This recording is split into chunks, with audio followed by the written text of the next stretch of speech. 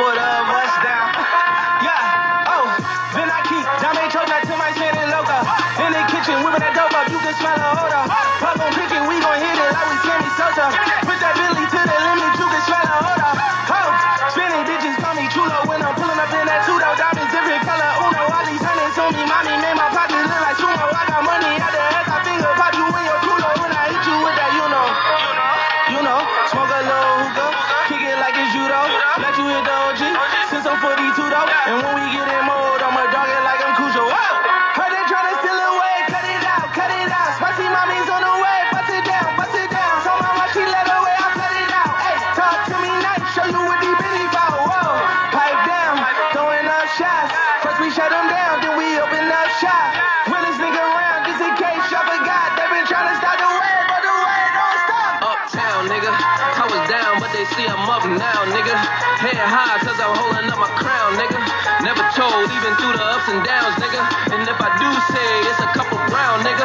Only way I double crosses. I just keep spinning, only way to make them nauseous. Demon little mommy like salsa, we get dip. I'm just trying to see you dance salsa on the dick. Whoa, it went down, she came up, you know. Y'all take shots, y'all aim up, you know. Hate on low, but we fly high, you know. Talk is cheap, free Wi-Fi, whoa. Heard they trying to steal away, cut it out, cut it out. Spicy mommy's on the way, bust it down, bust it down. So mama, she let away, I cut it out. Hey, talk to me nice, show you what these bitches bout. Whoa, pipe down, throwing up shots. First we shut them down, then we open up shop.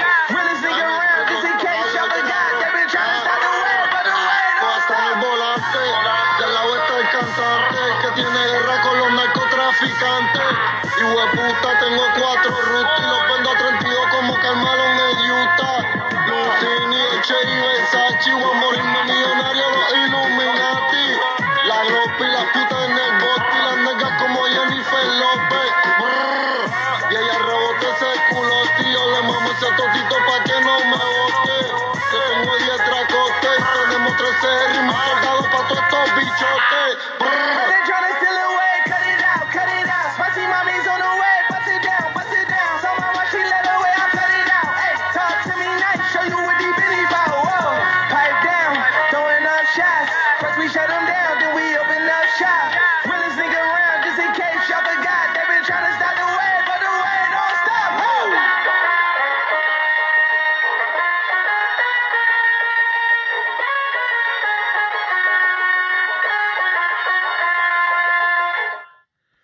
Good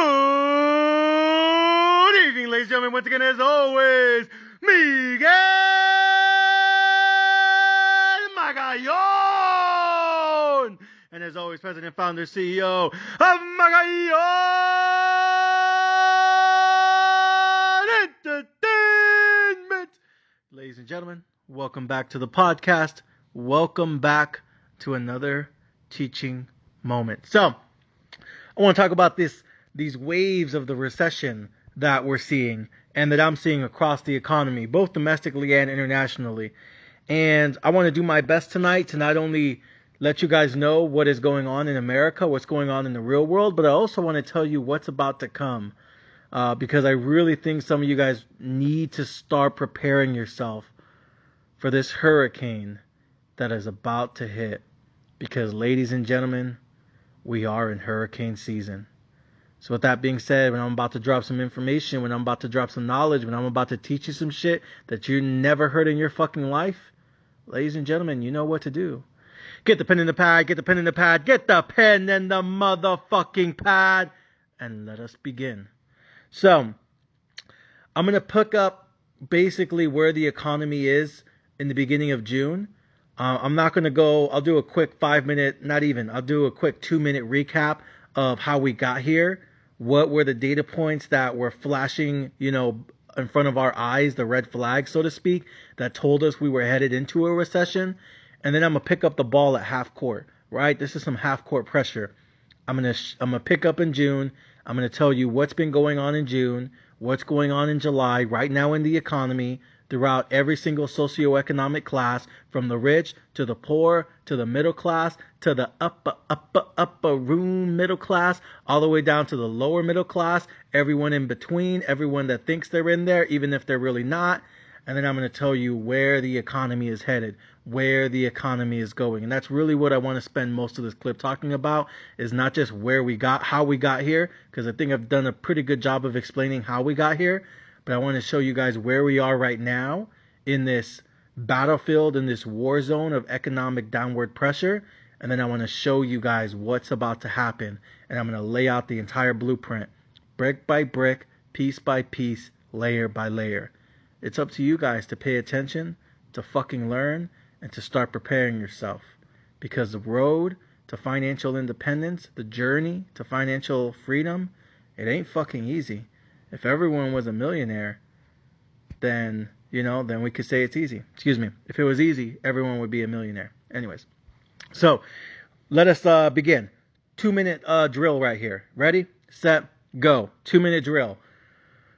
Inflation was already hot to start off in January of 2022. I think the game plan for the Federal Reserve back in January of this year was to raise interest rates a little bit, not too much, but raise interest rates enough to offset inflationary pressures. I do not care if you want to blame Trump, if you want to blame Biden, if you want to blame Republicans, if you want to blame Democrats. I don't care if you want to blame AOC. I don't care if you want to blame Pelosi. I don't care if you want to blame Schumer. I don't care who the fuck you want to blame. I don't care if you're team red. I don't care if you're team blue. I'm team motherfucking green. I am team bank account. I am team portfolio. I am team financial freedom. Okay?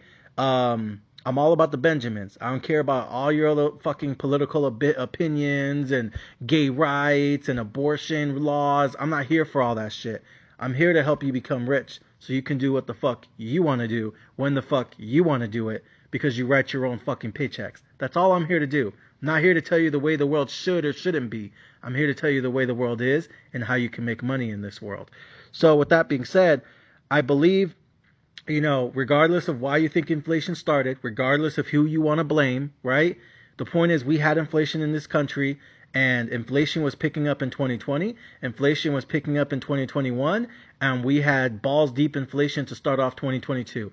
And I think the Federal Reserve's plan was very simple, and it really, honestly, in my opinion, I think it would have worked. I really think the Federal Reserve's game plan would have worked. And I was telling one of my clients this earlier today, and he was asking me, like, could any of this have been prevented? And I said, yeah. Honestly, the whole stock market crash and the crypto collapse and Bitcoin, free falling off a cliff, all of this, yeah, it could have been, prevented, I guess, but it couldn't have been prevented by us, to a certain degree, like, not really. And I said, honestly, like, a big part of inflation, the reason it went from bad to worse, and again, I'm not telling you this is the way the world should or shouldn't be, but the reason it went from bad to worse was quite frankly because Russia invaded Ukraine. And the moment that happened, and I think I talked about this last week, but the moment Russia invaded Ukraine, we really only had 3 choices as a country. We could A, just ignore it and pretend it's not happening and quote unquote focus on our own shit. And I think there's a lot of Americans right now that really believe that we really should have just minded our own business and said, who gives a fuck about Ukraine? Because again, most people around the world 2 years ago didn't even know Ukraine existed as a country.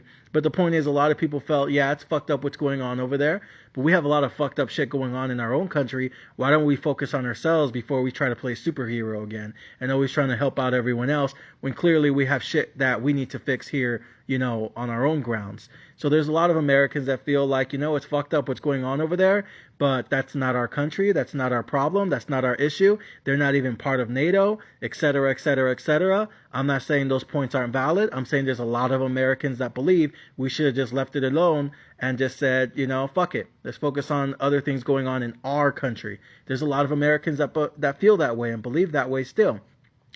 Option 2 was, basically what we did, which was ban the imports of Russian oil and hurt the Russian economy and quote unquote hope that the Russian economy gets so bad that eventually the people of Russia get pissed off that their economy is collapsing and everyone's losing jobs. And again, the reason everyone in Russia lost jobs was because all the American companies and European companies that operate in Russia, Walmart, Costco, Target, CVS, Foot Locker, Nike, Starbucks, all these Fortune 500 companies around the world that do business in Russia, they basically left the country. And so now everyone in Russia no longer has Starbucks. I'm very curious to see how many people in Russia actually love Starbucks. That's actually an interesting question I'm not too sure about. But, there's no more Starbucks in Russia. OMG. There's no more McDonald's in Russia. There's no more Taco Bell. There's no more Jack in the Box. There's no more Subway. There's no more Foot Locker. There's no more anything, right? A lot of these companies basically shut down operations completely in Russia. And by doing that, all the people that work at those Fortune 500 companies in Russia basically lost their job and they got laid off. And so now the entire economy basically tanked in Russia because the people lost their jobs because the companies stopped doing business there. And again, the quote-unquote goal or idea, and I'm not saying this will or won't work, what I'm telling you is this is what's happening, is the idea is if you hurt the Russian economy enough and everyone loses their job, the Russian economy can only do boosted unemployment for so long. The Russian economy can only do stimulus for so long. Like, you can't just do stimulus forever. Obviously, we're learning that lesson now. So eventually, they're going to have to find a way to get these people back, working again. They're going to have to get these people jobs again, working in the Russian economy. You know what I mean? Because they can't just give them stimulus for life, right? These people have to find a job. It's not going to be with Starbucks. It's not going to be with McDonald's. It's not going to be with Foot Locker. But they have to get a job somewhere else. So now the Russian economy is basically trying to do everything it can to promote like small businesses growing. And really, from my perspective, what it looks like is the Russian banks are making it easier than ever for entrepreneurs to pull small business loans. And the hope and the goal is that, okay, there's no more Starbucks in Russia. Okay, what we're going to do is everyone that already knows how to make coffee or how Starbucks makes their frappes and their macchiatos and their lattes, we're just going to give them unlimited business loans to build their own Starbucks, right? And, if they infringe on copyright laws and they end up doing, everything that Starbucks did, just change the name of the store, well, who gives a fuck? It's not like Starbucks can sue us because you don't want to do business with us to begin with. So fuck off. So now there's just a lot of employees out there that, they're basically building a Taco Bell location, doing everything the same way Taco Bell did. They just call it Russian Bell, And there's a lot of like IP stealing and shit like that, copyrights infringements and trademark infringements. But again, because none of these companies do business in Russia, Russia says, what are you going to do? Sue us? So you could see a lot of people in Russia are just pulling these like unlimited small business loans. They're giving it to entrepreneurs, and these people are basically starting their own businesses. And in essence, because again, the American economy is 70% small business. In essence, what's going on in Russia is, like I said, they're making it easier than ever for small business leaders and potential entrepreneurs to pull out a small business loan for $20,000, $30,000, $40,000. And if they can build a small business and show that their business is actually viable and they could actually do something with it, then later on down the road, a year from now, 2 years from now, the Russian banks will go ahead and give them a $200,000, business loan, right? And obviously, are all these businesses going to survive? No, a lot of them are going to flop. But the ones that do survive, if they end up being semi-successful, that could lead to the hiring of a lot of people that lost their jobs because these Fortune 500 companies pulled out the country. And again, you don't need every entrepreneur in Russia to make the next McDonald's or to make the next, Starbucks or to make the next Tesla or whatever it is, right? Honestly, you only need a couple dozen people to hit a home run. So out of all the millions and millions of people in Russia, you only need like 12, 15, 20 people to hit like a home run or a grand slam. And if those businesses end up becoming gigantic in the future, that could lead to the hiring of hundreds and hundreds of thousands of employees 5-10 years from now. So it looks like that's kind of one of the things Russia is doing behind the scenes. And the way they're kind of, I want to say spinning it, but the narrative the way they're spinning it to the Russian media and more importantly to the Russian people is, all these Fortune 500 companies are gone and it sucks. A lot of you guys lost your job. We're going to give you boosted unemployment for a year. Again, short-term solution, not long-term. But in the end, because we're funding more than ever all of these entrepreneurs and basically saying, if you want to start your own business, this is the easiest time in the history of Russia to start your own business. We'll basically give you as much as you want or as much as you need to start this small business. Again, many of them will flop, but the ones that end up hitting it out the park are going to hire so many fucking people in their economy moving forward. It's going to offset, the couple of people whose businesses flop over. But the point is, they're spinning it as, now what used to be happening was all these Fortune 500 companies would be here and they would pay you a paycheck. But ultimately, all of the money they were making, that money was basically going back to America, because all these Fortune 500 companies are what? They're American. So yeah, they gave you a paycheck, but they basically took all of our money as customers, as consumers, and, at the end of the day, they might have paid you a minimum wage, right? But most of the revenue, most of the profit went where? Back to America. Because again, these are American companies and all their stocks are on what? The American Stock Exchange. So the only people who really benefited were the companies themselves and the American economy, because every time they made more money through Russian customers, the stock went higher on the American stock market, and the people who benefited from that the most was what? American investors, particularly people with like 401ks, pensions, mutual funds. At the end of the day, it was just all Americans that were benefiting from this. So now Russia's spinning it as, now we're going to start doing all these small business loans. And, again, many of them will flop. I'm not trying to hide that. We all know many of them will flop over. Let's not pretend that every single one of these guys are going to make the next $1 billion company. Obviously not. But again, the few that do end up, creating $1 billion companies, like I said, the amount of people that they're going to hire and the amount of economic boost, so to speak, that they're going to provide for the country and their communities moving forward is going to way more than offset the couple of people that end up going bankrupt, trying to become a small business owner. So with that being said, now they're saying now this is actually good, because now, in the future, it's going to be most of the large companies in Russia are going to be Russian companies, not American companies on the American Stock Exchange with American shareholders. Now it's going to be Russian companies that are manned and operated by Russian people, and the entire board of directors is Russian. The CEO is Russian. The founders of the company are Russian. The money is going into Russian bank accounts, and we're going to list it on our own stock exchange, which will be the Russian Stock Exchange. Like, they're really trying to make everything pro-Russia. Or, as they would like to say, make Russia great again. I shit you not, man. Telling you. Again, you can't really sue them for copyright infringement. Sorry, Trump. So, what are you going to do? Sue them? So that's basically, what's going on there in Russia. But again, we banned the imports of Russian oil. Looks like Europe is going to start banning the imports of Russian oil I think early next year. And now there's a lot of countries around the world that are saying, okay, we're going to do that same game plan. We're just going to stop buying oil from Russia. And that's going to really hurt their economy in the short term. Now, long term, we'll see what ends up happening. But in the short term, it's really going to hurt their economy. And again, the more pain people go through, the hope is eventually in the short term, if their economy continues to tank, because this whole making it easy for people to start companies and get small business loans, that's a long-term solution. But in the short term, there's going to be a lot of pain, chaos, and anarchy in the streets of Russia.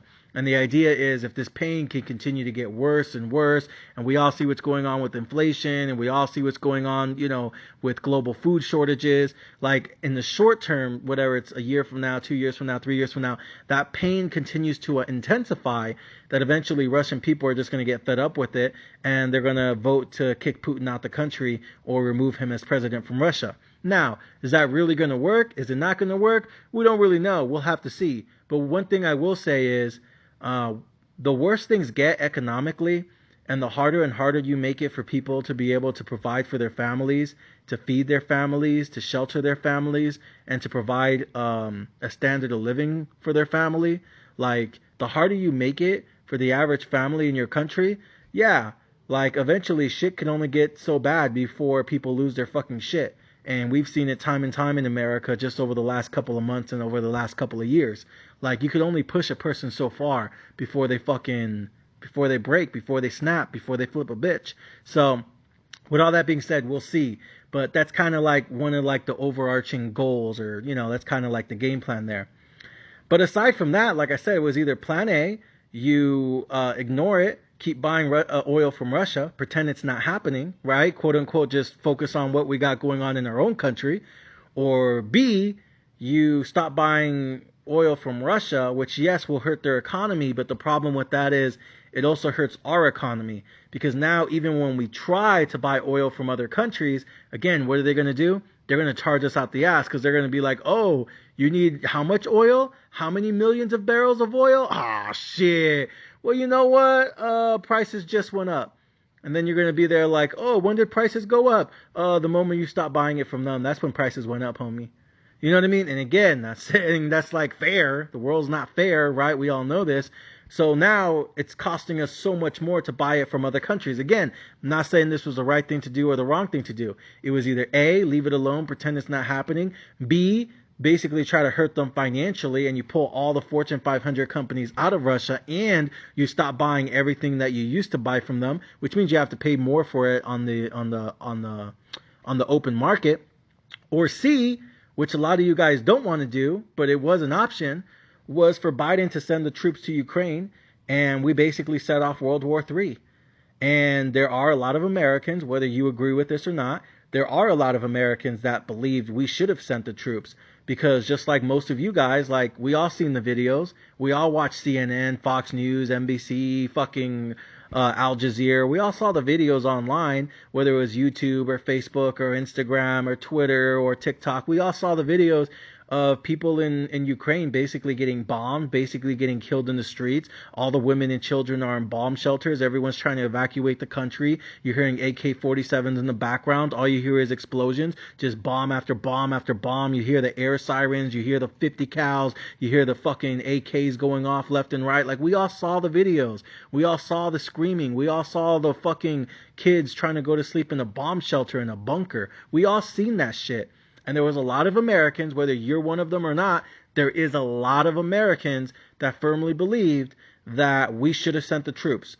We should have activated the entire Air Force. We should have activated the entire Department of Defense. We should have sent in the Army. We should have sent in the Coast Guard. We should have sent in the Marine Corps. We should have sent in the entire fucking brigade. We need to send in all the stealth fighter jets. We need to send in the nuclear subs. We have to send in the tanks. We got to send in the fucking artillery. And there is a big segment of the country that really believed we should have fucking gone to war for these people, because it doesn't matter if they're in NATO or they're not in NATO, because NATO's a piece of shit anyways, and no one gives a fuck about them anyway, so might as well, like, at the end of the day, these are still like women and children. This is still like innocent lives being killed on the streets of Ukraine. Like, at the end of the day, that it doesn't fucking matter what allegiance their country has, ties to or doesn't have ties to. At the end of the day, this is a humanitarian issue. This is a human rights issue that no country, regardless of who you are, should be able to bomb the fuck out of women and children and just kill them in the middle of their fucking homes. Like, that should never be allowed. It should never be tolerated, and it should never be okay. And there's a lot of Americans that felt we should have sent the troops, we should have sent the military, and we should have activated the entire Pentagon, which of course sets off World War III. Now, is that all Americans? Absolutely not. Most Americans believe that it was the right decision not to send the troops. But in the moment, right, you have to make a decision, and I think the country was very fragmented on what the right course of action is. Because again, there's also a lot of Americans that said, you know what, it's not our country. They're not part of NATO. They were crooked to begin with. We don't have the power to stand up to Russia even if we wanted to, right? That was the thinking back then. Now it seems like that thinking's kind of shifted, right? But the point is, at the time, it was, no, we have a lot of fucked up shit going on in our own country, and we all see the riots going on this weekend with abortion laws, like, now gay marriage is back on the line. So there's a lot of issues going on in our own country, even back then in February, March. We were dealing with a lot of issues in our country too, right? Whether it was with vaccines, whether it was with inflation, whether it was with mask mandates, it's always fucking something with us. Always fucking something with us, man. So it's like we're a bipolar bitch. There's always fucking something. And then just when you think it's going to be okay, boom, here comes that bipolar disorder. Here we go again, upset about something else. So it's always something with us. And I think there was really mixed reactions to it. But at the end of the day, Biden did what the administration wanted. which was, this is how we're going to do it. We're going to just stop buying oil from them. We're going to pull the Fortune 500 companies out of the country. We're going to decimate their economy. And hopefully, by a miracle, the people, start a civil war and they remove him for us. And then there you go. We didn't have to do anything. The people of Russia did it for us. But, like I said, time will tell if that strategy ends up working or what ends up happening. But that's basically what we ended up doing. So these are things, and then again in April, you have China going into lockdowns, and obviously that's a shit show because again, whether you guys like it or not, it feels like 99% of all the shit that we have in America is built in China. Like everything is fucking built in China. Just, it is what it is, right? Cheap labor laws. So, you know what I mean? It's really easy for these companies just to hire a bunch of little Chinese factory workers and Chinese children and all this other shit. It's really easy for them just to hire, workers overseas to build everything. And I know a lot of people complain about that because they're like, oh, it's not fair, but at the same time, they don't want to bitch, they don't complain that Walmart has everyday low prices, do they? So it's kind of like one, it's like we bitch about one thing or another. It's either we want to bitch because all the jobs are getting sent overseas and, oh my gosh, all these people are building it for like pennies on the dollar. But if they built it here in America, shit's not going to be cheap, is it? Because now everyone wants to get paid 20, 25, 30, 35 an hour. So you think it's still going to be just as cheap, at Walmart today if everything was built in America? No, it wouldn't. So it's like you got to pick and choose, guys, Do you want things cheap or do you want more jobs in America? Because you can't have it both ways. The more jobs you have in America, the more expensive shit's going to get. The less jobs you have in America, the cheaper everything gets. Because now all of a sudden labor costs go down. Now all of a sudden commodity prices go down. And if everything is just built overseas where everything's cheaper to manufacture and build, now all of a sudden they can sell it here in the States for cheaper. But again, you want to build everything in the U.S., you want to inshore everything in the U.S., you want to buy all the raw materials and raw goods in the U.S., that's fine. That's a lot of jobs. But just don't complain when everything goes up 20x, 30x at your local neighborhood grocery store. You see my point? So, long story short, a lot of shit is built in China, but it's for a fucking reason, because it makes it more affordable for the people in America that do have jobs, specifically high-paying jobs. So, you know what I mean? Darwinism. It used to be only the strong will survive. Now it's like only the smart will survive. If you're smart enough to get an advanced degree or an advanced certification or an advanced kind of license and something that actually matters, you're about to get paid up in this motherfucking economy. But if you're just here with a high school diploma or a bachelor's degree in something that no one gives a fuck about, guess what? You're going to be struggling for a long fucking time. Again, not trying to tell you the way the world should be, trying to tell you the way the world is and how you can make money in this world. So, when you have these lockdowns going on in China back in April, May, right? March, April, May, all of a sudden Shanghai's fucking locked down. All of a sudden a lot of countries across Asia are locking down. Well, that's all our manufacturing facilities. That's all the assembly plants. That's all the fucking, That's our entire supply chain locking down all over again. You know what I mean? And so that just builds to more inflationary pressures.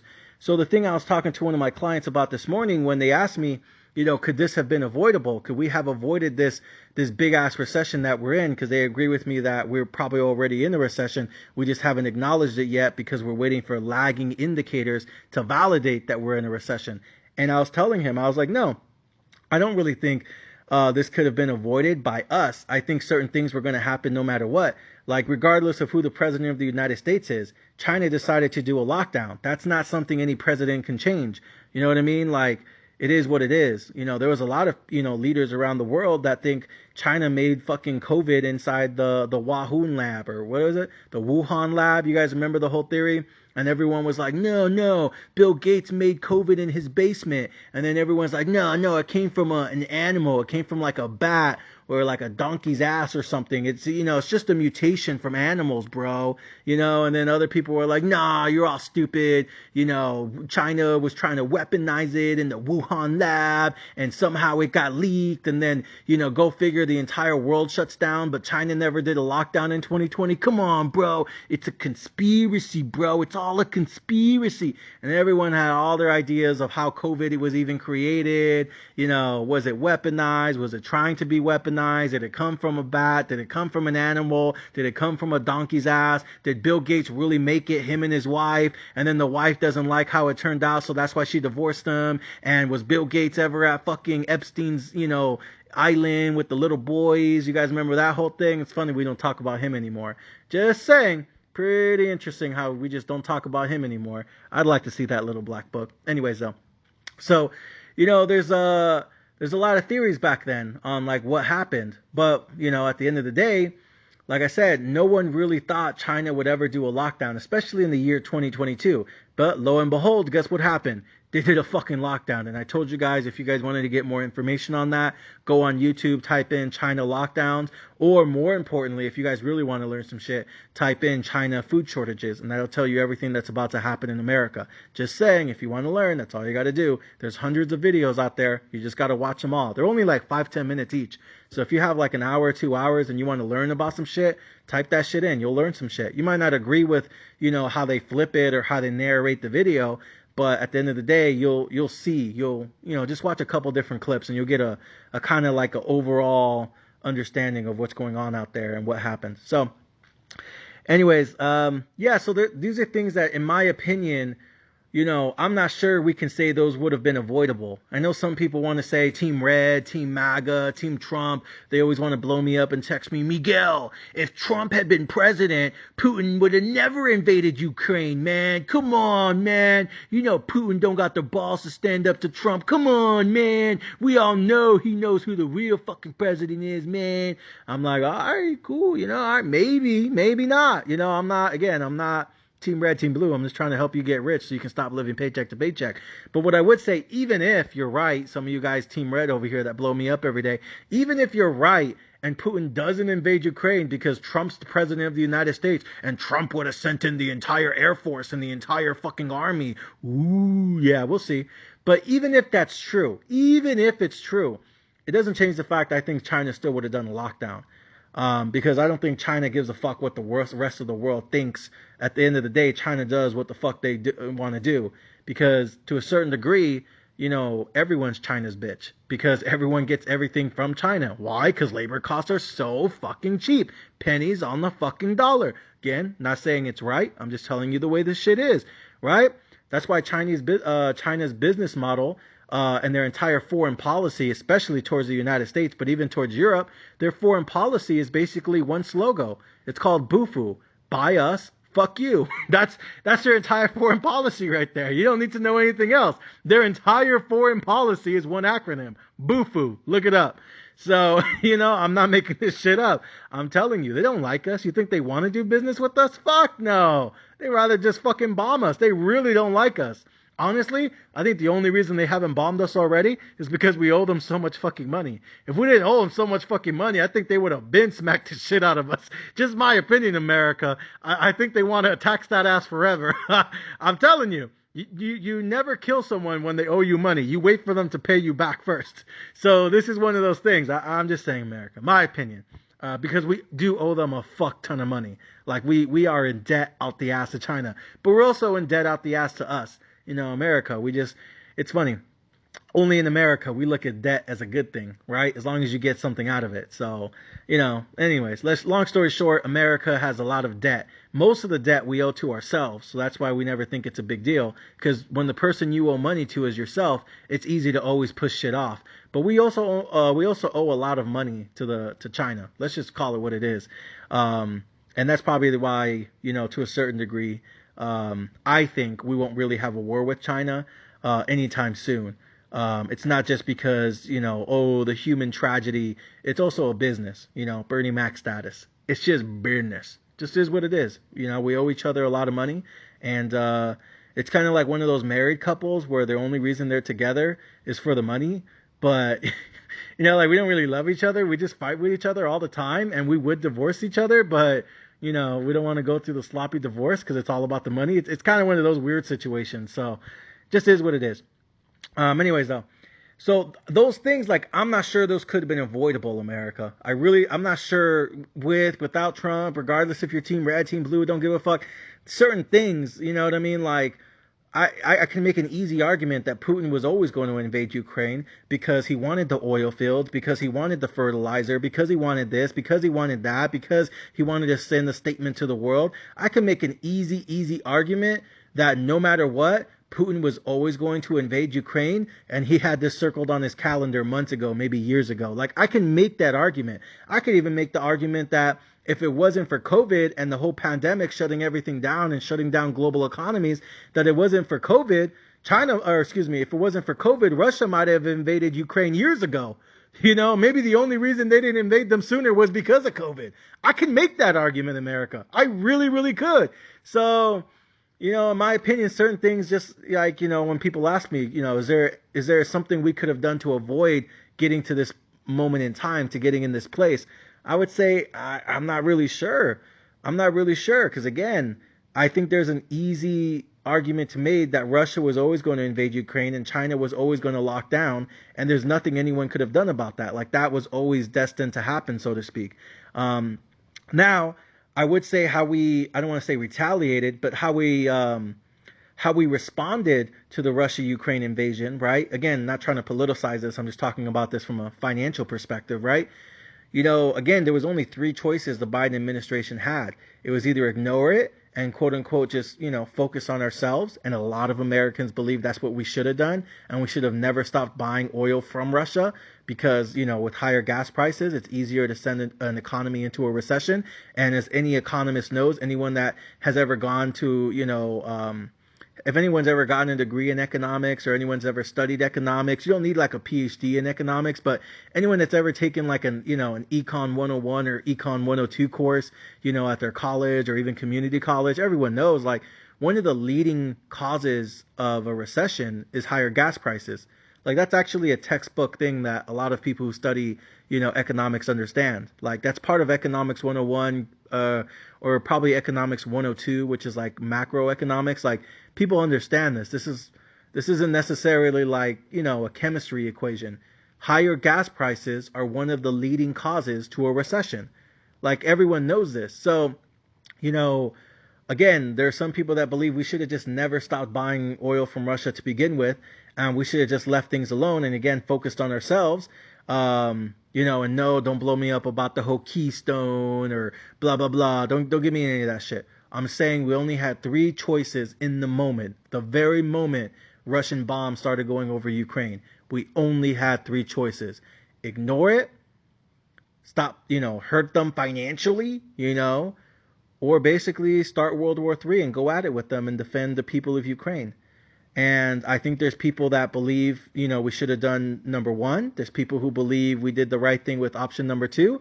And there's still a segment of the country, whatever it is, 15, 20, 30%, that believes we should have went with option number 3 and we should have nuked their ass. So there's people that believe, you know, each option was a good option. But at the end of the day, the administration went with option number 2. Whether you agree with it or don't agree with it, that's what happened. And so, like I said, just to like wrap this up in a nutshell, there you go. That's basically the first 4 months of the year, first 4 or 5 months of the year. And like I said, inflation was already high before Russia invaded Ukraine and before China went into lockdowns. Inflation was already high. But if Russia never invaded Ukraine and China never went into lockdown, the question then becomes, if neither of those things ever happened, would inflation still be as bad today as it is right now? And that's an honest question. And if you guys ask me for my honest opinion, and you say, General, if that shit never popped off in Ukraine and China never did lockdowns because of COVID and everything was basically clear, China stayed open, Russia kept to themselves, and we were still buying Russian oil for way cheaper than what we're buying it from Venezuela and Saudi Arabia right now. If we were still buying oil on the cheap, so to speak, right? And our supply chain didn't get fucked up from China, if those two things like never happened, would we still be in a recession right now? Like, would we still be fucked up as an economy, which should still be as bad as it is right now? And my answer is no. I don't think so. I don't think we'd be in a recession. I don't think interest rates would be as high as they are. And more importantly, I don't think interest rates would have gone up as fast as they did. Part of the reason interest rates went up so fast, and this is what a lot of real estate agents will say when it comes to real estate, it's not that the fact that interest rates went up.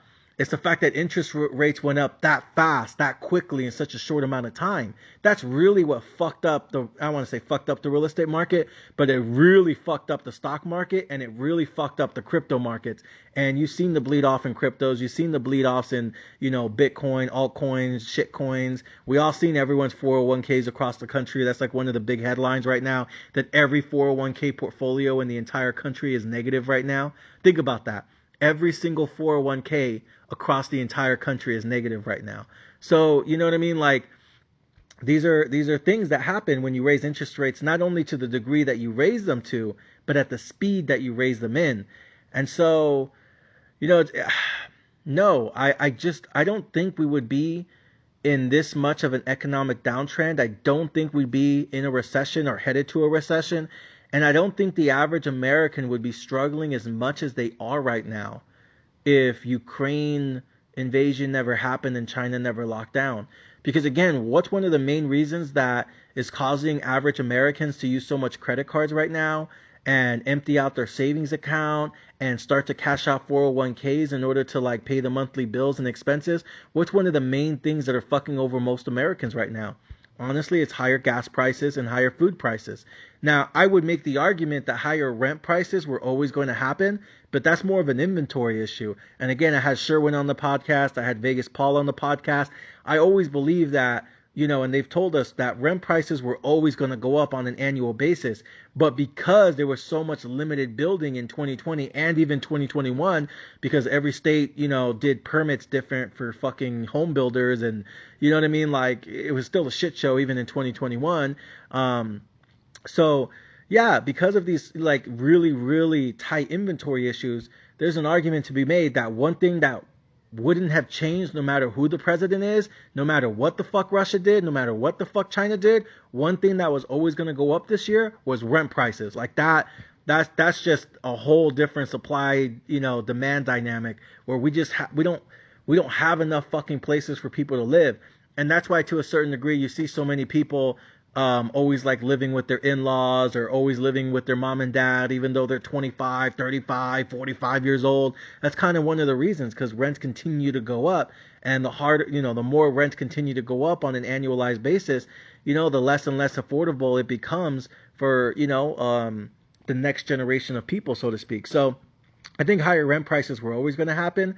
But even with higher rent prices, if food at the grocery store, whether you go to Walmart, Costco, Target, Food for Less, Sam's Club, I don't give a fuck, Albertsons, regardless of where you get your fucking groceries from, if food prices had never went up and the gallon of milk stayed the same, a gallon of gas stayed the same, your eggs stayed the same, bacon, turkey, meat, vegetables, broccoli, whatever, you name it, if everything at the grocery store and everything at the gas station all stayed at relatively the same price, would Americans be struggling right now? The average American that lives paycheck to paycheck, right? Doesn't mean they're bad people. It just means that they live paycheck to paycheck. Regardless of why or what the reason is, they live paycheck to paycheck. That's 75% of every person in this country.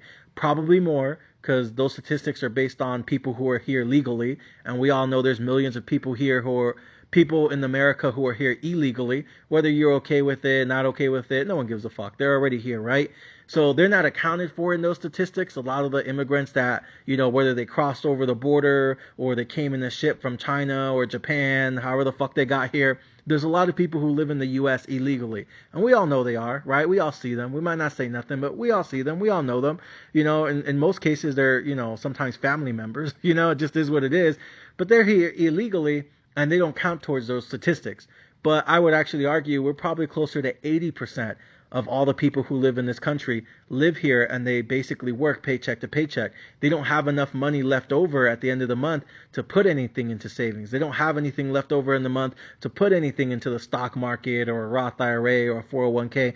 They're just trying to pay the fucking bills on time and make sure they can feed their kids and make sure they go to school, and hopefully they get a good job and they get a good degree, and they do something useful in the world. And hopefully they don't have to struggle as much as the parents did. That's, for most people, that's just plan A right there. That's plan A, B, and C, right? So, in that kind of situation, would they still be struggling as much today, right here, right now, if gas prices has stayed the same and food prices has stayed the same? No, I don't think they would be struggling as much as they would right now. Does that mean inflation still wouldn't have happened? Does that mean things still wouldn't have gone up a little bit? No, I think things probably still go up a little bit, but would they go up as much as they are now? If Russia never invaded Ukraine, we never stopped buying Russian oil, and China never went into lockdown? Absolutely not. It wouldn't be as bad as it is right now. It would still gone up, but not this fucking much, right? So, again, when clients ask me, is this avoidable, or could this have been avoidable, or, this, that, or the other, it's kind of hard to say. You know what I mean?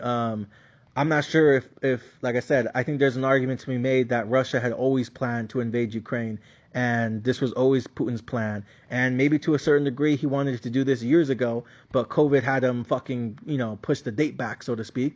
And, again, in regards to China, they don't give a fuck. They do what they want. Their foreign policy will stay the same for the next 100 years. Boo-foo, boo-foo, boo-foo. So now going into, into May now, and this is when I first came out on the podcast, and this was like a month, 2 months ago or whatever, and I came on the podcast as the fucking general, and I told you guys, now I'm finally starting to get super worried about the economy.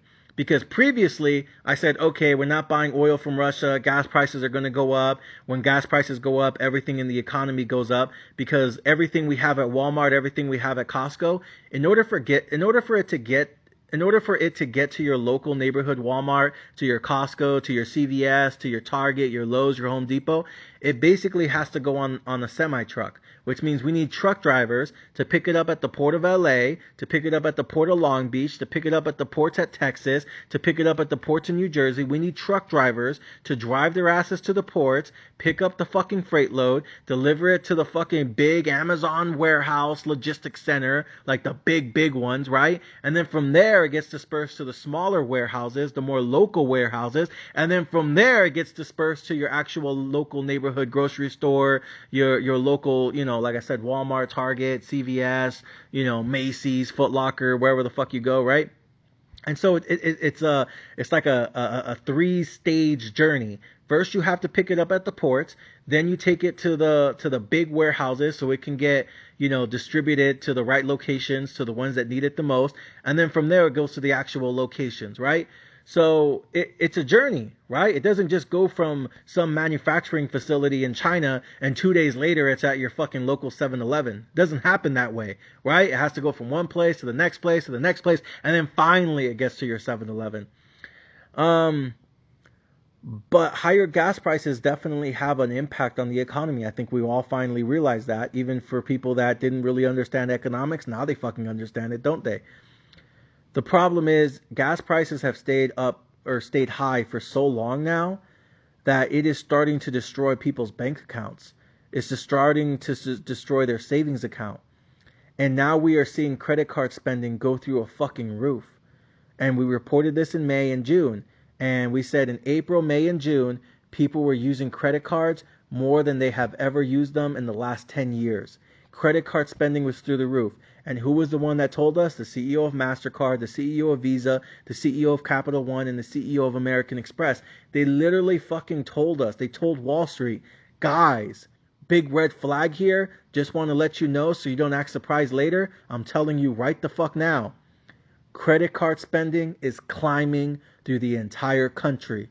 And then Bob on Wall Street asked them, what are they spending all this credit cards on? Like, why are people using credit cards? What are they using it on? And they said something that spooked the shit out of me, and I think it spooked the fuck out the markets. They said, quote, we mainly see credit card usage at grocery stores and gas stations. And immediately, all the economists started sounding the red alarm. And they started fucking, unloading the sirens. Why? Because they're telling you, through spending, consumer spending, they're telling you, the reason they're using credit cards at the grocery store, the reason they're using credit cards to fill up the gas tank at the gas station so they can go to work at a job that doesn't even pay them enough anymore to offset inflation, but it's better to make some money than no money. The reason they're using all of this credit card spending on gas and groceries is simple. Because they don't have enough money on their debit card. They do not have enough money on their debit card to pay for everything.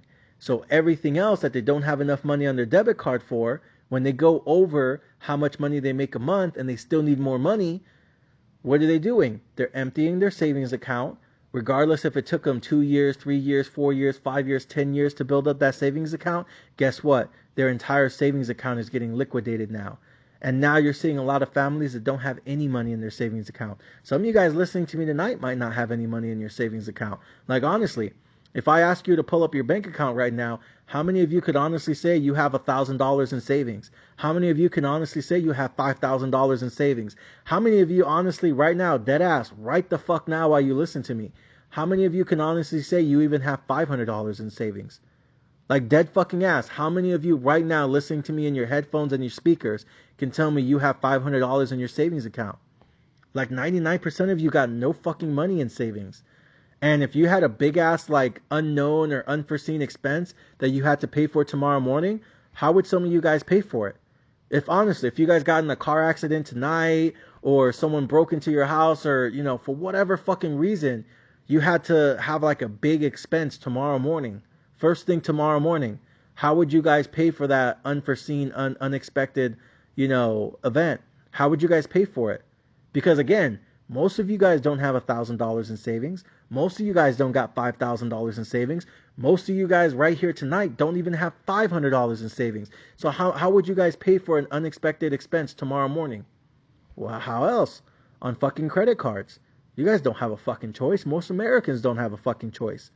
And so the fact that so many Americans are using credit cards just to buy food for their kids, just to put food on the table for their families, and then just to pay for gas so they can go up to that bitch-ass job they don't even want to work anymore, but they have to because they got fucking bills to pay and they don't got any other options right now.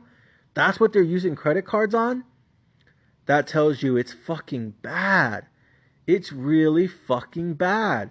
Now again, I can make the argument that Russia was always going to invade Ukraine, you know, that maybe this was the best choice to just not buy Russian oil anymore and buy it more expensive on off you know, third-party markets, whatever. Some of you guys wanted to send the troops. Some of you guys should have, you know, think we should have just ignored it and kept things the way they were rather than fuck over our own economy. Because again, you're hurting the Russian economy, yes. But let's not pretend like we're not getting it, you know, like we're not getting hit in the face either. We are too. So everyone is.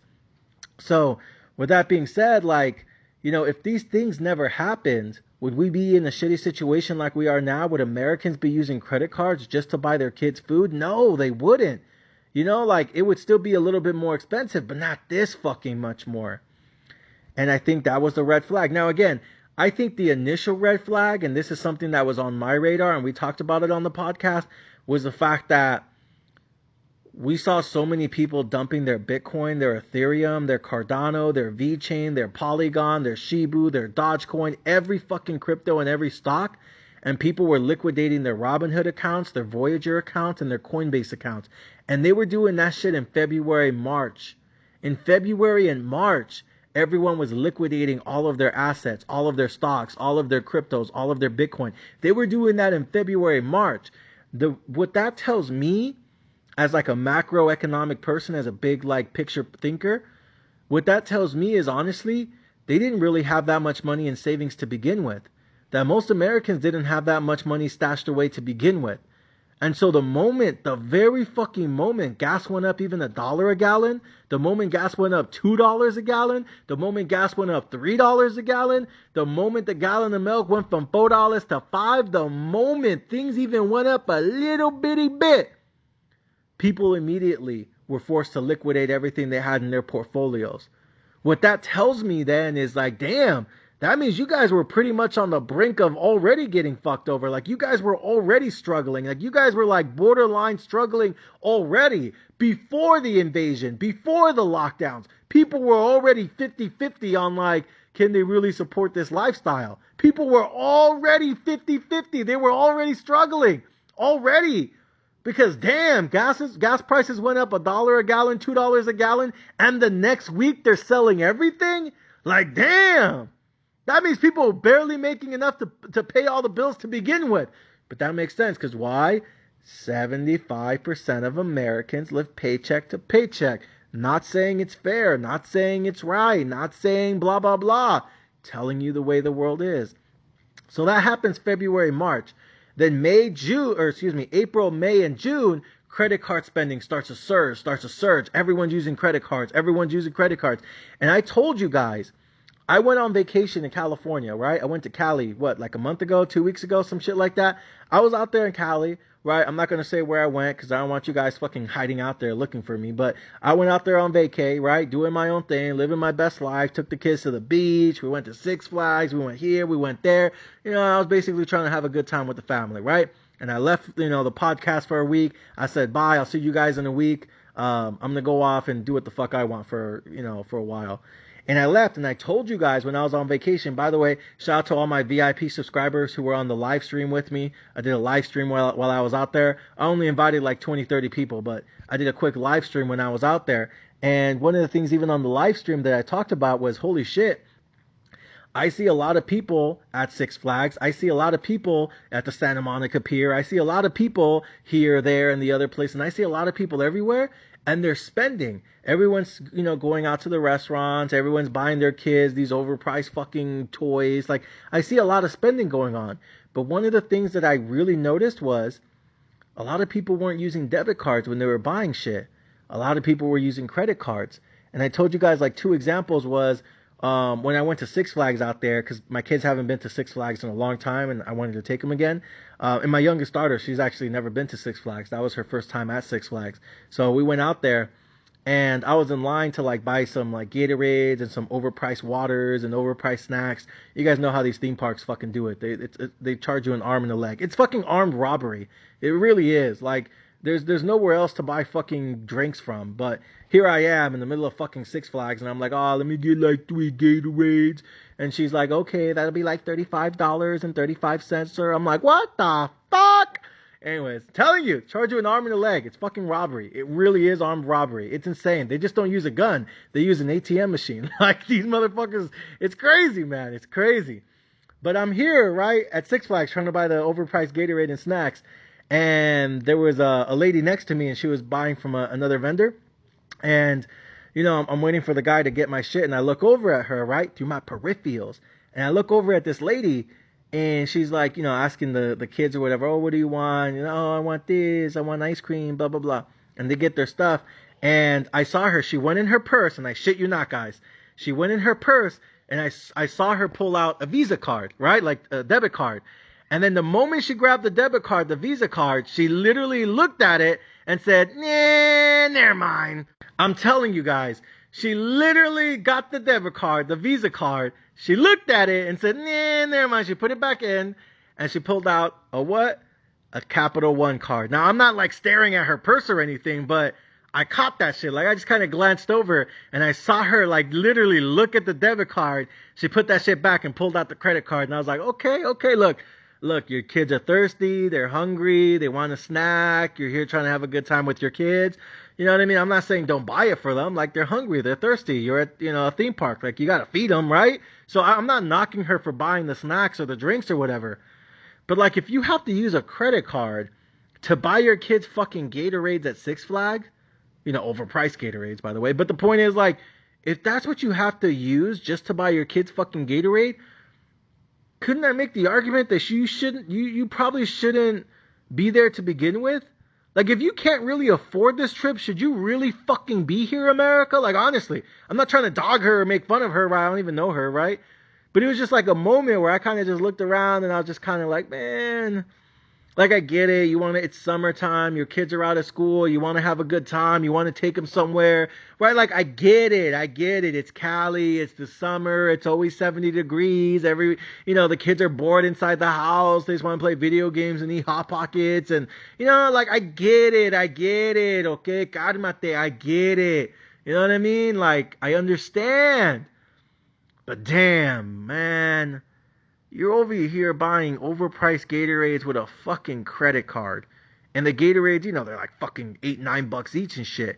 So by the time she's probably done buying snacks throughout the day, I'm telling you right now, as someone that has kids and I take them to like these places all the time, I'm telling you right now, hand to fucking God, she had to at least spend at least $100 just between the Gatorades, the chips, the candy. And I'm like, yo. But if your minimum payment is like only like $50, $40, then that means just in that one day at Six Flags, she's probably backing herself up like 3 months on monthly payments just to have that one good day. Again, I'm not saying it's not worth it. I'm not saying, you know, she shouldn't have fun with her kids and she shouldn't take them out to places. I'm just saying, damn, if you're out here like having to like choose between a debit card and a credit card and you're not sure if you have enough money on your debit card, so you say fuck it and you start using the credit card just to buy Gatorades, like chances are, honestly, you probably can't afford to be there to begin with. And I know it sounds fucked up. I know it sounds like, oh, only rich people can have a good time. Well, fuck. Then be rich then. Become rich. Do what rich people do. Stop spending that shit on stupid shit. So, like, that's kind of like, I saw that shit. I was like, you know, I don't know. But like I said, I'm not here to judge her. I don't even know who the lady is. But that's something that resonated with me. It kind of stuck with me.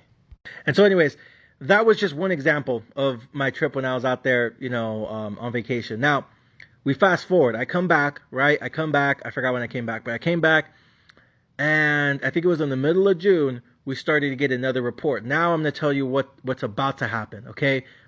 Pay attention to this shit. This next 20 minutes right now, I'm going to tell you what's about to fucking happen in the economy. I'm about to fucking tell you what is about to happen in this economy.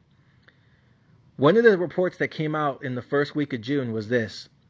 MasterCard, Visa, Capital One, American Express, the CEOs, the four horsemen of death, basically. And the reason, like, sometimes on Wall Street they're called the four horsemen of death is because usually when credit card spending goes up and goes through a roof, like, obviously people always use credit cards. That's fine. It's, you know, just, it's healthy economics for people to use credit cards. It's not too big of a deal.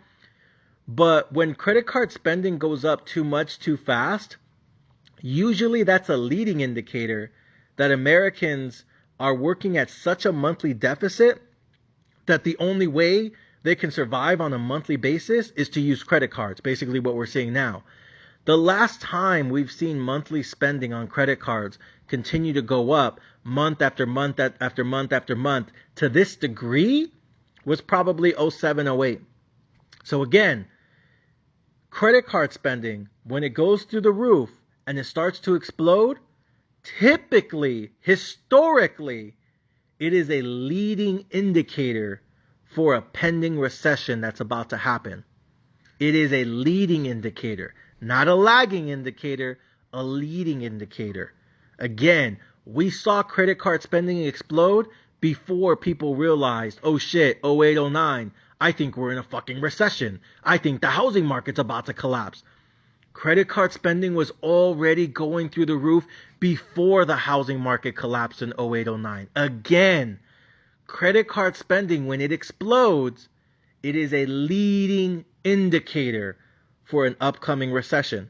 We saw it in April. We saw it in May. We saw it in June. We're going to see it in fucking July. And why are they using that? Because they already sold all their crypto. They already sold all their Bitcoin. They already sold all their stocks. When? February, March. The moment shit got even $1 more expensive, they started offloading. They started dumping. And who was it mostly? Wasn't the millionaires and the billionaires. They're buying the motherfucking dip. But Miguel, that's because they have money because they're rich. No shit, bitch! Poor people, fucked. Of course, like always. That's not really a shocker. But still, they're fucked. They are fucked. They will continue to get fucked. There's no other way around it. No lube. You're just getting fucked all day. So, June comes, and the CEOs, the four horsemen of death, basically, that can always almost with certainty tell you when there's about to be a fucking recession that's about to destroy this economy, the four horsemen of death on some biblical time shit come back on Wall Street, and Bob asks them, hey, back in April and May, you told us credit card spending was getting like crazy. Like you haven't seen this level of credit card spending on a month over month, over week, over week, over week, over week, day after day after day spending since 07, 08. Like how bad is it now? Do you still see an explosion of credit card spending? The CEO of Capital One, CEO of American Express, CEO of that MasterCard Visa, they said something that just made shit worse. Quote, credit card spending is still surging throughout the country. But, and this is a big ass fucking but, We're also starting to notice delinquency in payments throughout the entire sector. Bob says, hold on. Can you say that one more time? Say that one more time for us, Mr. MasterCard? Yeah, Mr. Congressman, Mr. Senator. We can tell you that everyone that started to use those credit cards in April and all of May to pay for gas and groceries, they didn't pay their credit card payment in the first week of June. Because typically, once you start stacking up payments and you start building your balance, right? Like you start making purchases in April and May, typically that big like bill really isn't due until the following month, right? In this case, June. The CEO of the credit cards companies basically all nodded their head and said, yeah, credit card spending is still like a lot right now. And it's every day, every week, people are using credit cards nonstop, using credit. But in June, we saw like the final red flag. Nobody paid their credit card on time in June. They said delinquencies in credit card payments throughout the country, not just the poor, the middle class, the lower middle class, and even the upper middle class. Throughout the entire socioeconomic class system, the entire pyramid, people aren't paying their credit cards on time. We have seen an absolute explosion in delinquencies for credit card payments in the first 2 weeks of June. What does that tell them? That tells them not only do they need the credit card to survive off of, they don't have fucking money to pay that shit back right now. They don't even have the fucking $40 to make the minimum payment right now. So they're just not paying their credit cards. They're using the credit cards, but they're not paying the credit cards. Do you guys understand how fucking bad the average American is right now? For them to be using credit cards at the max level just to feed their kids, provide fucking gas in their car, and now they don't even have the $40 to make a minimum payment? I'm not saying they got to pay off the entire fucking credit card, right? I'm not saying they have to pay off the entire balance. Rich people do that. Rich people will use a credit card an entire month and then do a $10,000 payment the following month. And the only reason they use the credit card is so they can, build credit and so they can get all the fucking rewards points out of it. They don't need to use credit cards. They already got money like that. They only use credit cards just so they can get like all the rewards from it and build their credit from it and like strengthen their credit lines, right? That's the only reason rich people do it. But that's not why 99% of Americans do it. 99% of Americans don't fucking, pay off the entire balance the next month, right? Like, honestly, rich people can do that. 99% of Americans don't. 99% of Americans do minimum payments. And they don't even have the $40 for that shit right now. Think about that. We have seen an explosion in this country in zero credit card payments. Credit delinquencies are skyrocketing across the country as we speak. So then they asked them, well, what do you think is going to happen, guys? I mean, typically when you've seen, because these guys are like the CEOs of these companies for like 30 years now. So these guys know like this business model inside and out, like the back of their hand. And they asked them, typically when you see credit card spending explode to this degree, and then all of a sudden you see people not paying their credit cards on time or just not paying the credit card at all, what's typically like, what's the trend line there? What typically follows? And they said, honestly, when credit spending is this high and credit delinquencies are this high and nobody's paying credit cards, the vast majority of these people that don't pay their credit cards in June, we basically fully expect that none of them are going to pay it in July. None of them are going to pay it in August. And by the time we get to September, most of their accounts are going to go into 90-day delinquency status. And once they go over 90 days delinquent, many of them are going to have their entire balances basically get sent off into collections. Now, we're going to do the best we can with our own, internally, and we're going to reach out to these customers and say, hey, can you please make a payment on your credit card? Hey, can we set up a payment plan? Hey, Can we help you like figure out how you can pay this off? We know times are hard. We know inflation is high. We knew food costs are going up. We know gas prices are high as fuck right now. We understand you're probably not a landlord and your rent went up again and it's probably going to go up next year too. Like, we understand all this. We're not blind. But fuck, you used our money. Can we get a motherfucking interest payment? I mean, damn. So they're going to reach out to these customers and be like, yo, and they're not going to be fucked up. They're not going to be over here knocking in the door. Where my money? Where my money? Where my money? Brian, where my money at? Brian, where my money at, homie? They're not going to do that shit. But at the same time, it's like, yo, can you give us something? You got $1? You got $4? You got $5? You got $10? You got $20 on you? I mean, damn. And they're going to reach out to these customers, but they basically told Wall Street, we fully expect that everyone that didn't pay their credit cards in June are going to tell us to fuck off in July. They're going to tell us to fuck off in August. And come September, all these people are about to go into 90-day delinquencies, and we're going to send off their credit card balances to a collection agency where credit scores go to die. Because I'm telling you right now, when these credit cards go into collections, you're going to have to deal with the collections manager. And you're going to have to call their bitch ass. And they're going to be like, okay, we'll settle the account for like 50% of the balance. And, you know, we'll try to make sure we don't fuck up your credit score too bad. Because that's one of the things about collections. The shit with collections is once it goes into collections, that shit will destroy your fucking credit score. Now, it doesn't mean it has to stay on your credit score forever. If you do some kind of like, what's it called? Not repayment, but like if you work with them and you settle the amount that you owed on that credit card, if you settle it with them, they can usually take that off your credit score sometimes, depending like what the terms and conditions are. But in the meantime, while that big ass credit card balances just stays in collections, month after month, that shit will destroy your fucking credit score. So all you people that were like, oh, housing's gonna crash, bro. Real estate's going down, bro. Real estate market's gonna crash. This YouTuber, this TikToker, this MySpace bitch, yeah, they all said the real estate's gonna crash, bro. And you know what I say? Who gives a fuck? Even if real estate crashes, if you ain't got no money, how the fuck you gonna buy a house anyways? Who gives a fuck? Real estate prices could go down 30% tomorrow. You won't have any money for a down payment. Your credit score's fucked up now. You won't even qualify for a fucking home loan. The fuck you mean? Oh, I'm gonna wait until real estate crashes. With what fucking money? You're poor. You're broke as fuck. You ain't got no moolah. You ain't got no fucking feria. You know what you will have though? A fucked up credit score. So all these little bitches out here twerking, oh, credit and real estate's gonna go down, Miguel. It's gonna crash like 08, 09. Okay, I think you're stupid, but even if you're right, does it fucking matter if you don't even have a job? You don't got no money, you ain't got no savings, you got a fucked up credit score, and now you can't even put food on the table for your fucking family? How the fuck are you celebrating that real estate's gonna crash like 08, 09?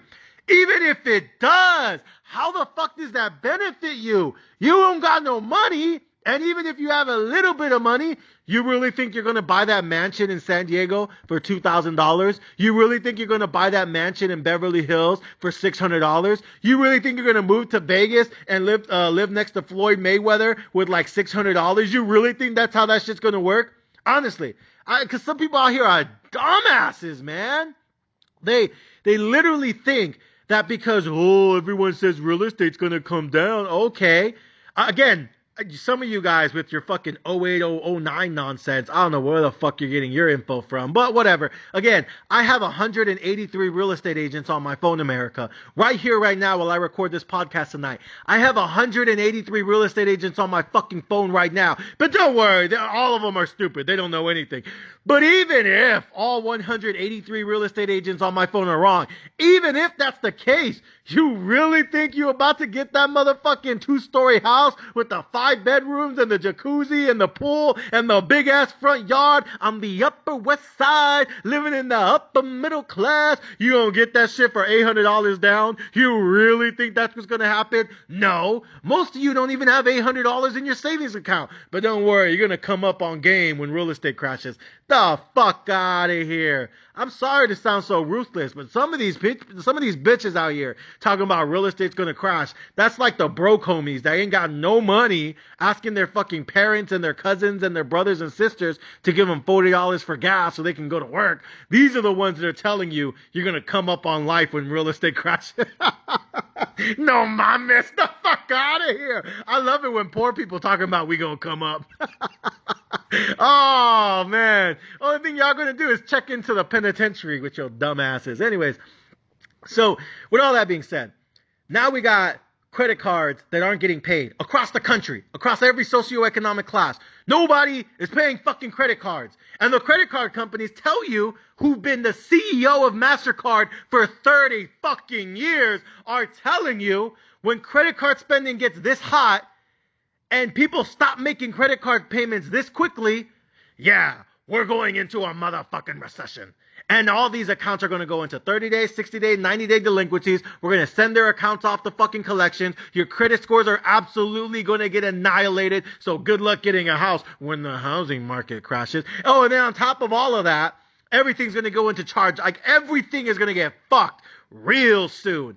June, July, August. I've told you guys for weeks and weeks and weeks and months that this was going to be the fucking crucible. This was going to be the journey into the valley of the shadow of death, and the Lord is our shepherd, as the general, as your fucking leader. I am telling you, it is going to be a fucking war zone for the average American in this country. The rich people, don't worry about them. They're going to be all right. But if you're not rich, does it really fucking matter? No, you got to worry about your own life, your own finances, your own family, your own fucking portfolios. You got to figure out how you're going to survive this recession. You got to figure out how the fuck you're going to make it to financial prosperity. Because some of you guys are only one layoff away from going into fucking poverty. You know it, and I know it. I'm trying to fucking help you and educate you guys, but you guys got to fucking listen. So the next 5 minutes, do me a favor, shut the fuck up and listen. Here we go. These credit card spending is astronomical. If you guys can fucking figure a way to weather this storm, right? Fuck buying the dip for a moment. Just weather the storm in this economy.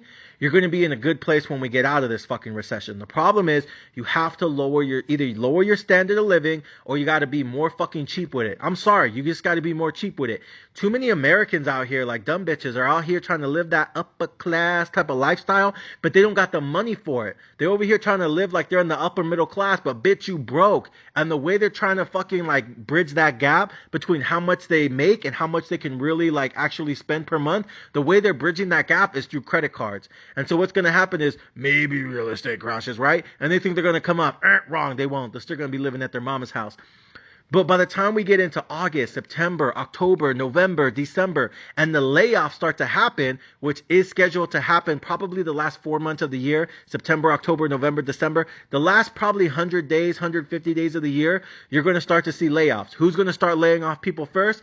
Right now, word on the street consensus is, and I hate to say this because I know some of you guys work for them and I feel really bad fucking saying this,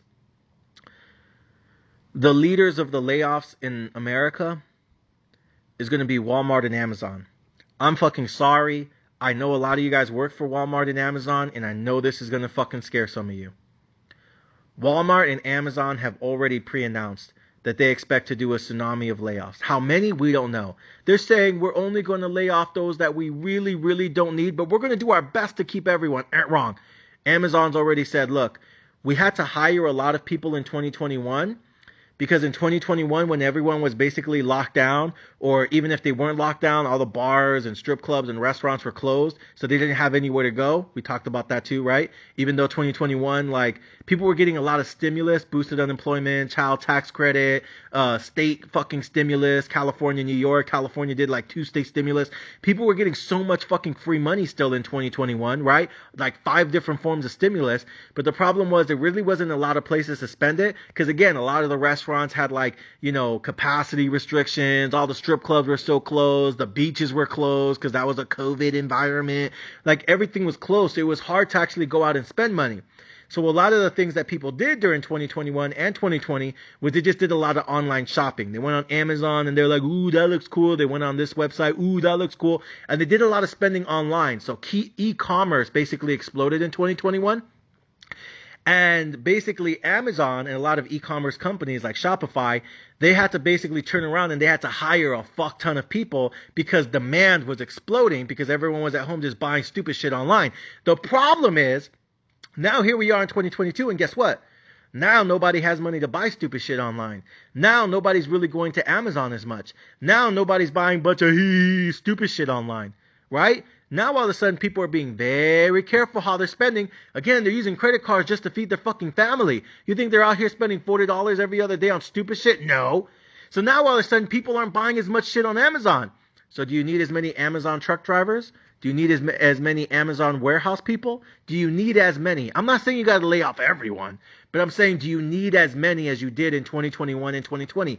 No, you fucking don't. On top of that, these companies do nothing but continue to try to automate as many jobs as they can because they don't want to pay you $30 an hour. Most of you guys, if I'm being honest, aren't even that good of an employee. You show up late, you leave early, you take long-ass smoke breaks, you take long-ass lunch breaks. All you do while you're at work is work half-ass and complain about your supervisor all fucking day. You really think Amazon and Walmart wants to keep you employed for the next 10, 20, 30 years? Fuck no. They don't even like your bitch asses. Why? Because what did I just say? You show up late, you try to leave early, you take long lunch breaks, you take long shit breaks, you take long piss breaks, you take long smoke breaks, you only work half-ass when you are working, and all you do while you're working is talk shit. That's all you fucking do, America. So you really think these companies want to keep you on the payroll forever? Fuck no. They can't wait to get rid of your bitch ass. They can't wait. They foaming at the mouth. They got the champagne on ice right now. The moment they can automate your job, yes the fuck they will. Yes the fuck they will, America. And they're going to be out there in the penthouse suite saying, hallelujah, hallelujah, I got rid of Jose's bitch ass. No more money for him. No, no, no. We got rid of Jose, Felicia, Edgar, Smokey, Casper, got rid of all them bitches. They can't wait to fucking fire your ass. And they're going to say, we're just downsizing and reorganizing. That way you can't sue them. But really, they're just tired of your bitch ass. So, with that being said, I think Amazon's going to lead the way. I think Walmart's going to lead the way. You are going to see a fucking wave of layoffs. I think technically we got the report from Bloomberg or Kiplinger, one of the websites, and they said out of the entire Fortune 500, the top 100 companies in the Fortune 500, right? The top 100 companies basically across the board have all announced that, or pre-announced that they're going to start doing layoffs. And a lot of the layoffs are going to happen in August, September, October.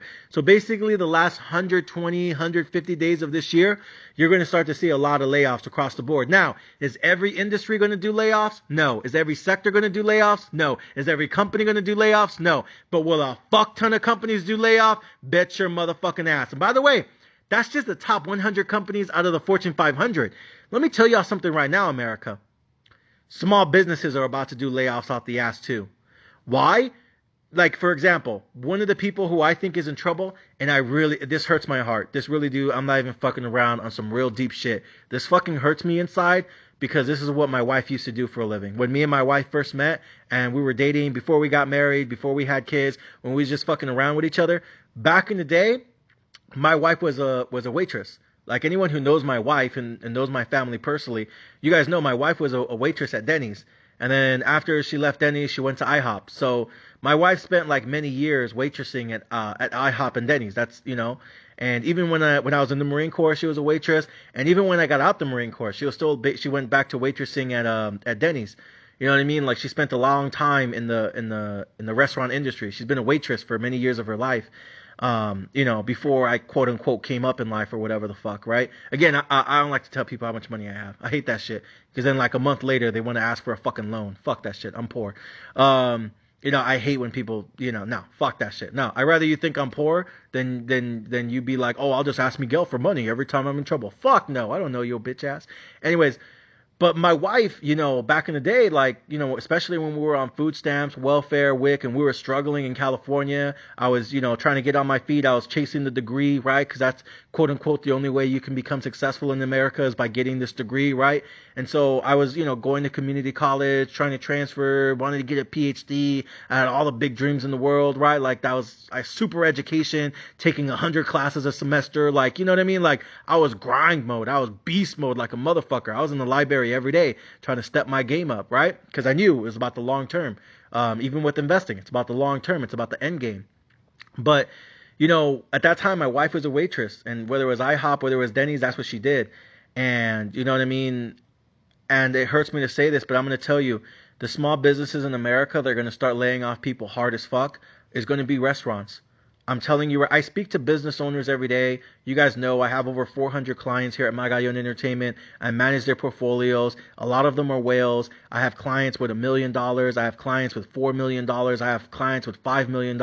I have clients with $6 million. And yes, I have some mega whale clients, right? And this obviously isn't a flex. This is just me trying to like teach you some shit. I have clients that have $10 million accounts, $20 million accounts, $30 million accounts, and $40 million accounts. I talk to millionaires on a daily basis, right? Because that's my fucking job, right? It's not just to understand how poor people think and feel. I got to understand how rich people think and feel too. I got to understand everything. It's a fucking battlefield. You can't be a good general unless you see the entire battlefield, right? It just is what it is. So I talk to millionaires every day. I talk to small business owners every day. I talk to people who own restaurants every day. And I'm telling you, my feeling is restaurants are about to get obliterated. Why? Because people are already starting to cut back spending. And if people are, I see a lot of people now going to the restaurants less and less. There's still people that go. Obviously, there are still people that go. But I think half the people that go to restaurants and bars these days are just people that are trying to either look cool for their friends, or they don't want people to think that they're struggling right now, so they just use a credit card.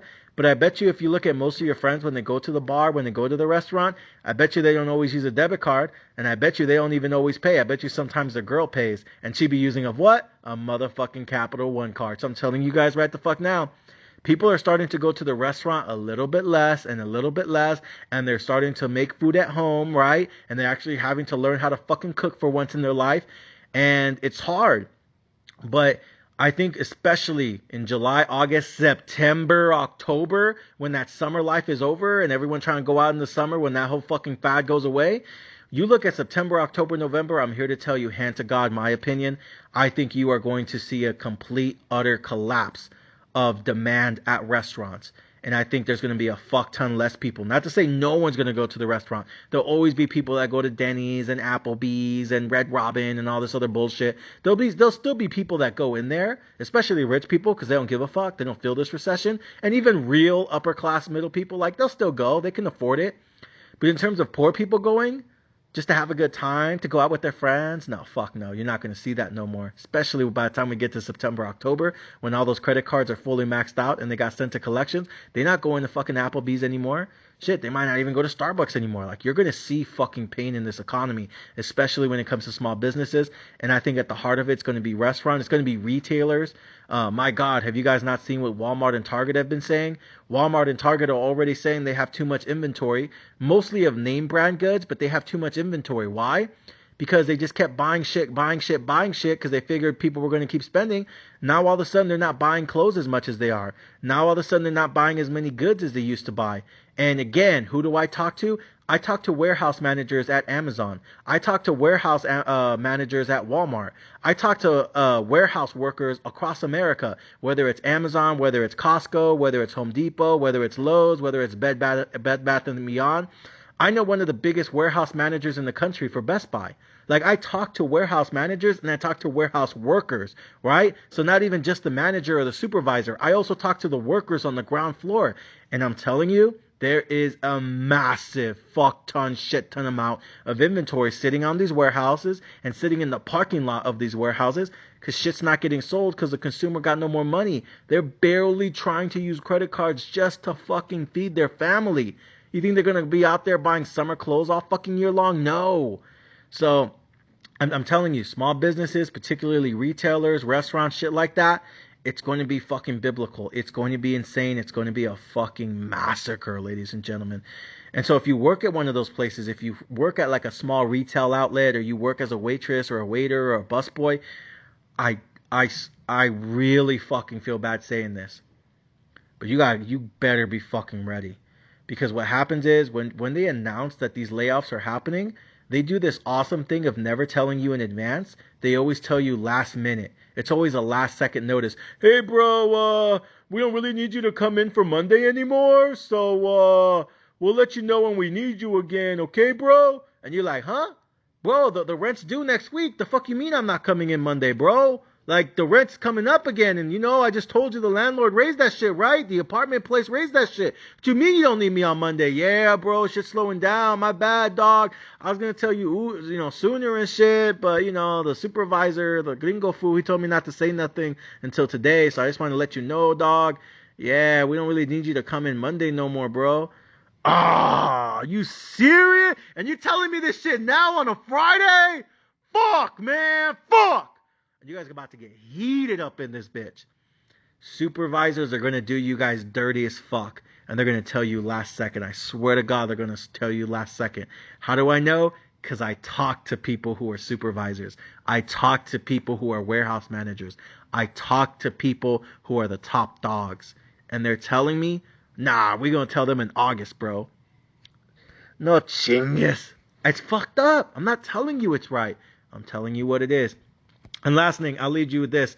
Not only is the layoffs happening, by the way, going back until June, July, one more piece of, and it feels like I'm just piling on here, but I want to make sure you guys have this info. Car companies.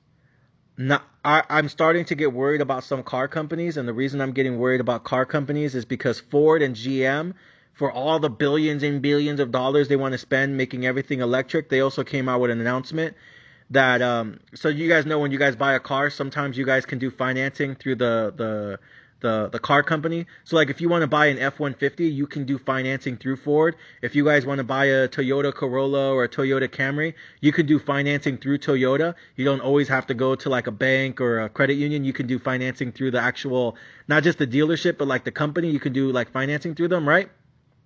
GM and Ford said, based on the people that do financing directly through them, GM and Ford, they're starting to see a massive increase. Quote, massive, not subtle, not small, not tiny, massive increase in people who aren't making their car payments right now.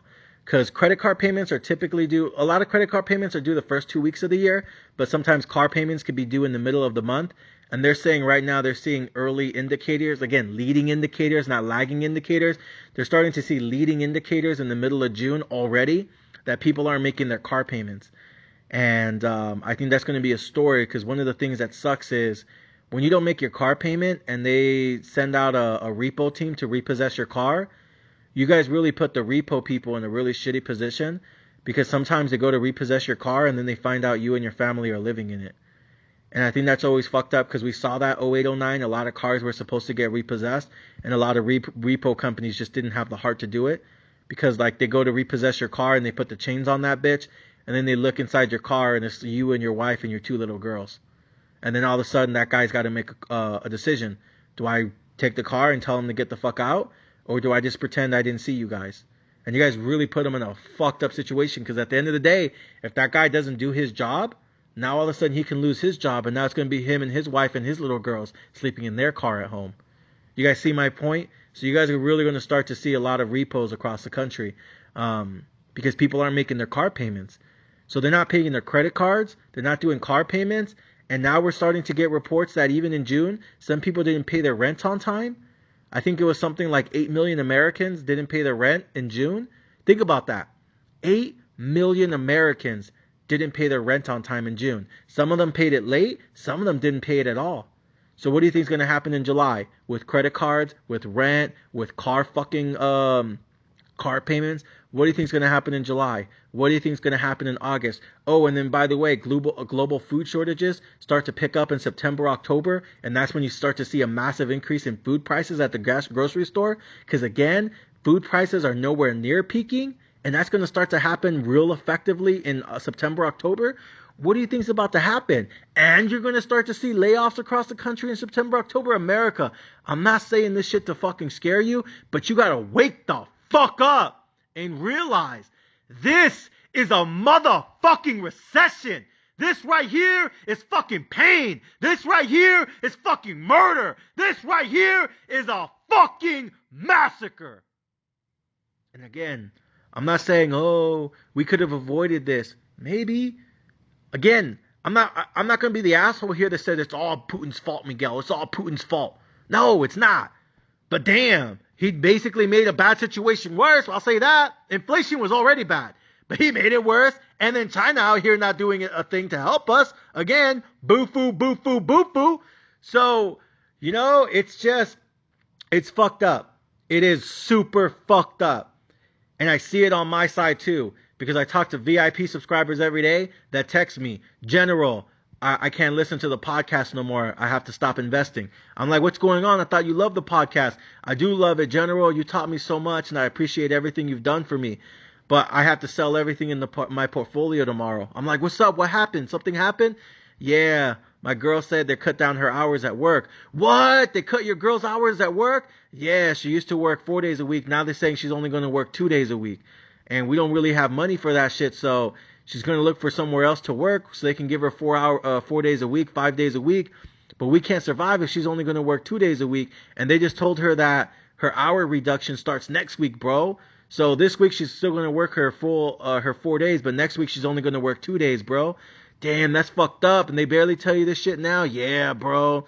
So I'm going to have to sell everything tomorrow, just so I can give her that peace of mind that we got some money, to kind of like help us until she finds somewhere else that can give her more hours. But she's going to start looking for somewhere else next week. But, we just got to be ready for that shit, and I just can't stay in Bitcoin, and I don't want to sell it at a loss, bro. I was buying it at 40 and 50,000, and I know it's going to be worth a fuck ton in the future, like you always say, but, General, like, I got to sell it here at like 21, 22, because, my girl's she got her hours cut.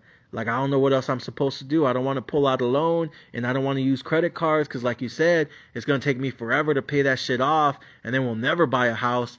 So I figure I'm just going to have to sell the Bitcoin now, bro. I'm like, shh, like, say no mas. I understand, soldier. Yo, just do me a favor. Don't stop listening to the podcast. Keep listening to the podcast. And I know it's going to hurt because I'm out here saying, like, these things are going to be worth so much more in the future. And you're not going to have no money in your Robinhood account. But, like, if you stop listening now, you'll stop learning now. And I don't want that for you. So if you want, I know it might be painful to listen to sometimes, but, I keep listening to the podcast, and don't worry about it, man. So, like, that's a VIP subscriber I just lost this morning. And I've been losing a few more throughout the weeks and months. Not because they don't, like, believe me or trust me or rock with me, or they don't love the podcast and they don't love what I'm teaching. It's just a lot of people are having to empty their portfolios right now. I see a lot of subscribers, both VIP and regular subscribers. They're having to sell everything, because, again, these things fucking happen. It's getting hard to survive every month. And I'm telling you, when these layoffs happen, like, even if you're okay with the layoff, what happens when your mom gets laid off? What happens when your dad gets laid off? What happens when your brothers and sisters get laid off? What happens, even better, when they start to cut back your hours at work and they don't tell you shit until last second? And they be like, hey, bro, we're going to cut you back from 40 hours to 20 hours. We're going to cut you back from 30 hours to 15 hours. And they don't tell you shit till last second. Now you're out here scrambling thinking, shit, should I just stay around because I'm still getting some hours? Or should I start looking for somewhere else? But if everyone's laying people off, is there really going to be that many places that are hiring for full-time jobs? Not really, right? So what are you stuck with? Having to work those cheap-ass hours. It's already hard enough to find employers that give you full-time hours. Most people don't offer full-time hours because they know they don't want to pay you the health care and the benefits that comes with being a full-time employee. They rather just hire a bunch of part-time workers. It's just more effective for the business that way. Again, it's fucked up. Not telling you the way the world should be, telling you the way the world is. In the meantime, in between time, I have clients and I have VIP subscribers that make a lot of money every year, make a lot of money every month. I talked about one of my big mega whales in San Diego, Rafael. Rafa out there just put $200,000 on Bitcoin last month, added another $180,000 on Bitcoin this month. This motherfucker never stops buying the dip. But you want to know why he can do that? Because he's a millionaire. He's a millionaire real estate developer in San Diego. Business is good. Business probably going to stay good. But he's already making a fuck ton of money. He already makes more than $1 million a year. So he can buy the dip anytime he wants because he has extra money. He has extra income. He has extra feria, extra mula, extra cash, extra dinero. He has it like that. So for him, he can buy all the fucking dips he wants. He can stack up on Bitcoins right now at 20,000 a piece. He bought 10 more Bitcoins just this month. He can stack that shit all day because he has money to spend. He has money to blow. He has money to invest. But that's not all of you. And I think that's what's fucked up about this recession, is that it's killing all my little guys that I believe like they should be millionaires, They could have been millionaires. They're great people. They're ride or die soldiers. They're committed. They're disciplined. They're dedicated. They fuck with the motherfucking general. But unfortunately, this recession is going to have a lot of victims. And some of the victims are some of my best subscribers in the country and around the world. I hate to say it. The rich people are going to come out like fucking bandits from this motherfucker. And the poor people are going to get annihilated. Ladies and gentlemen, these are the waves of the recession. Thank you for listening to me. Entertainment!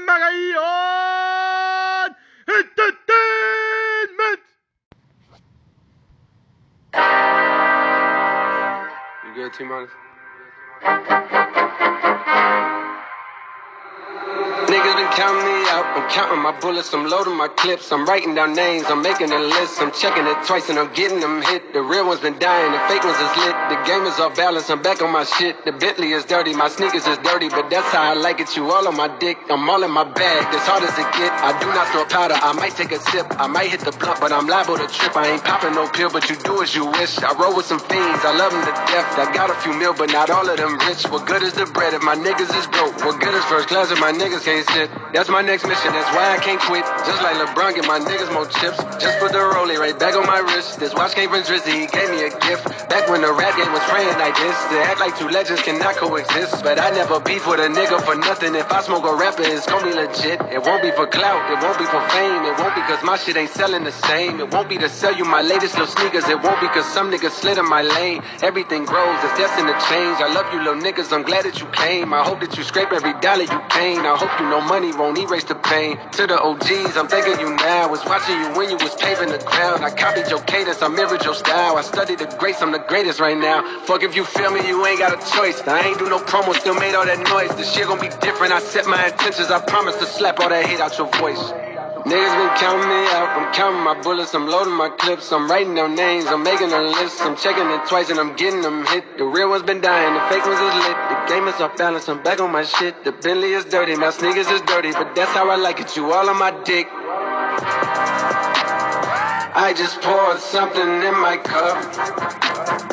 I've been wanting something I can feel. Promise I am never letting up. Money in your palm will make you rich. Put it on their neck, I got them stuck. I'ma give them something they can feel. If it ain't about the swat, don't give a fuck. Pistol in your hand, I'm dead in the middle of two generations. I'm little bro and big bro all at once. Just left the lab with young 21 Savage. I'm about to go on me, jigger for lunch. Had a long talk with a young nigga Kodak. Reminded me of young niggas from Phil. Straight out the project, no faking, just honest. I wish that he had more guidance for real. Too many niggas in cycle of jail, spending their birthdays inside of a cell. We coming from a long bloodline of trauma. We raised by our mamas, Lord, we gotta heal. We hurting our sisters, the babies as well. We killing our brothers, they poison the well. Distorted self-image, we settle the fair. I'ma make sure that the real gon' prevail, nigga. I just poured something in my cup. I've been wanting something I can feel. Promise I am never letting up. Money in your palm don't make you rich. Put it on their neck, I got them stuck. I'ma give them something they can feel. If it ain't about the swat, don't give a fuck. Pistol in your hand don't make you real.